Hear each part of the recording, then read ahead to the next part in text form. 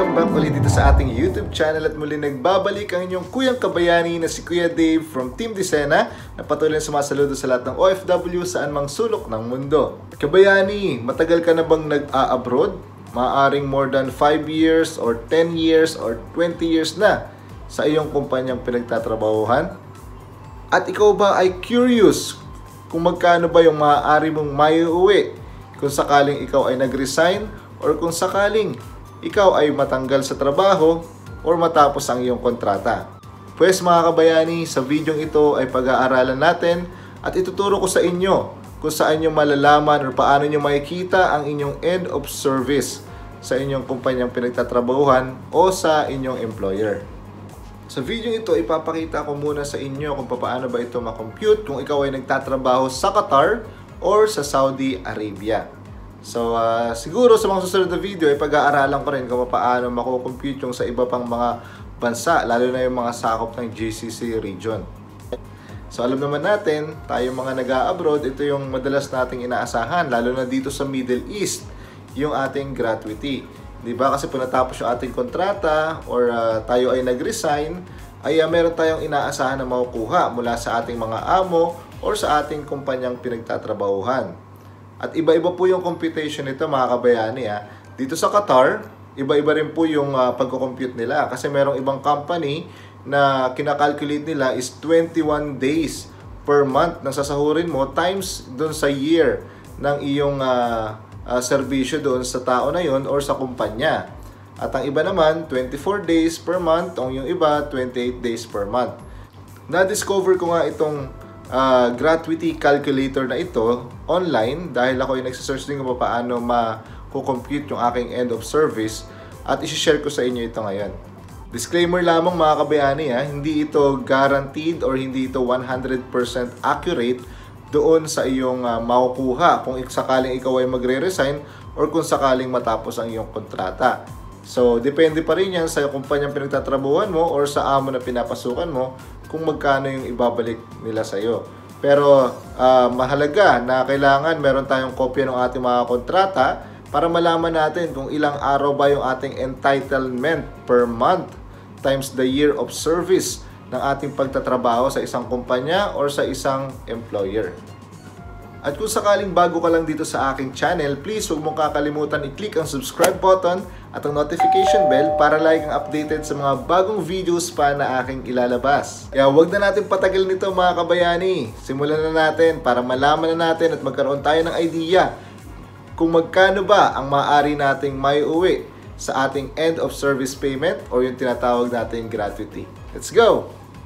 Here we go guys, kailangan muna natin pumunta syempre sa dohaguides.com at makikita natin dyan yung how to calculate end of service gratuity in Qatar 2021. Ilalagay ko rin dyan yung link sa baba para ma-access nyo siya na mas mabilis. So basahin lang po natin ng konti ito. According to Qatar Labor Law, end of service is a sum of money stipulated to be paid by according to employee is calculated based on the employment and contract, etc. etc. So, simulan na natin kaagad. At kung ibababa pa po natin, makikita po natin dito yung gratuity calculator dito sa Qatar.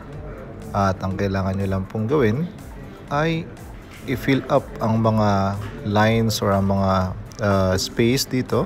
Kagaya nyan, start service date or service start date. Ilalagay nyo lang kung kailan kayo nagsimulang magtrabaho dito sa Qatar.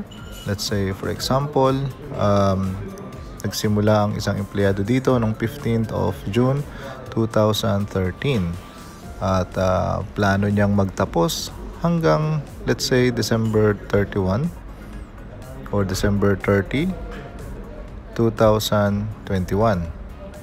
At ang basic salary niya is 5,000 riyals. At yung agreement niya sa kumpanya niya or sa amo niya is 21 day each month.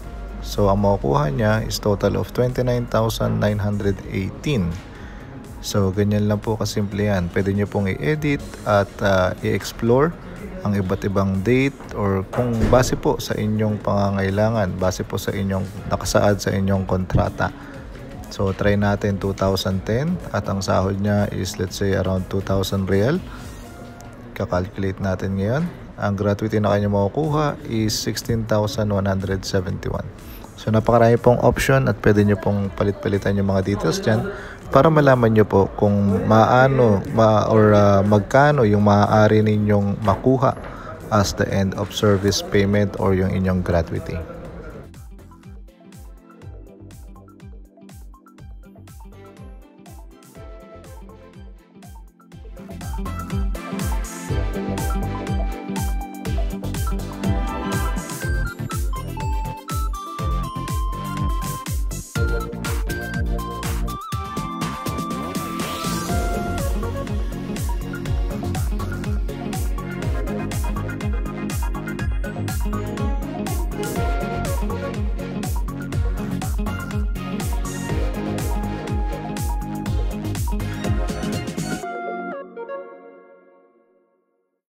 At dumako naman tayo ngayon dito sa Saudi Arabia. Kailangan lang natin pumunta sa laboreducation.mlsd.gov.sa.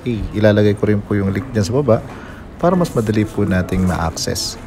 So, meron po ditong sinasabi na depende pa rin po yan sa employer and kung ano po yung dahilan kung bakit nawala ang trabaho, kung paano kayo makakuha ng inyong end of service or yung tinatawag na gratuity.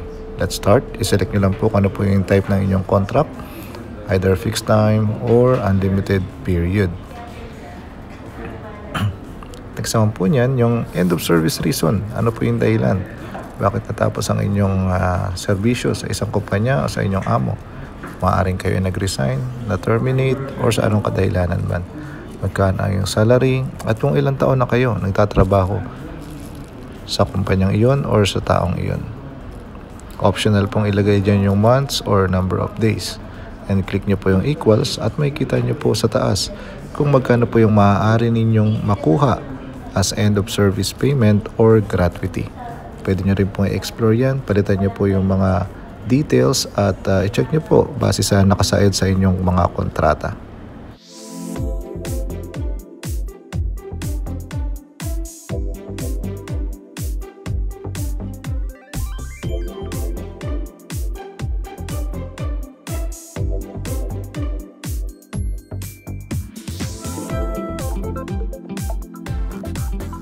O di ba, napakadali lang. Malalaman kaagad natin kung magkano ba o yung posibleng maaari nating may uwi sa ating end of service or yung tinatawag nating gratuity. So, paalala lang muli, hindi ito 100% accurate. Depende pa rin po ito sa inyong mga amo or sa kumpanyang inyong pinagtatrabahuhan kung magkano po ang inyong may uuwi.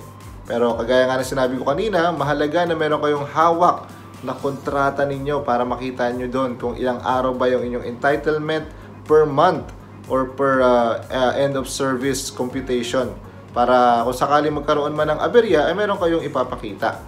Hanggang dito na lamang po ang video ito at maraming salamat muli sa inyong panonood at muli narito ang inyong kuyang kabayanin si Kuya Dave na laging nagpapaalala, laging mag-ingat, magsuot ng face mask at manalangin sa Diyos. Hanggang sa muli, paalam, God bless!